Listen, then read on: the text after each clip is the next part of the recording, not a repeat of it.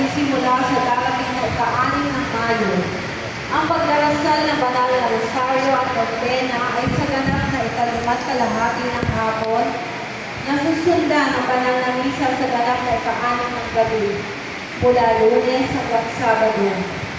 Samantala, tuwing Linggo, ang pagdarasal ng banal na rosaryo at nobena ay sa ganap na ika-4 ng kalahati ng hapon, na susundan ang banal na misa sa ganap na ika-5 ng hapon. Halina at sama natin pagdiwang ang mga kapistahan ng San Isidro na may galak, debosyon at pagkakaisa bilang isang panayanang nagmamahalan sa Diyos.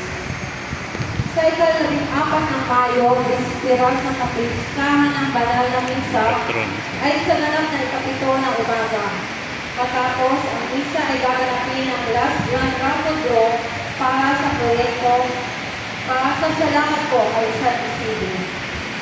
Para matapos sa araw ng kapistahan ng ating patron, magkakaroon ng mga banal na misa sa ganap na ika-5 at ika-6 ng umaga.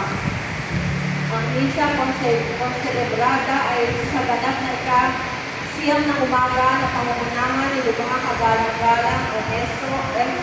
Onsongo, Gigi, Bishop Emeritus of Cubao. At ang misa ngayon ay sa ganap na ika-5 ng hapon na pangungunahan ni mga kagalang-galang Dennis Villanovo, Gigi, Bishop of Malolos. Matapos ang banal na misa ay gaganapin ang parinal na posisyon para sa karangalan San Isidro Labrador sa ganap na ika-6 ng gabi. Muli, malugod po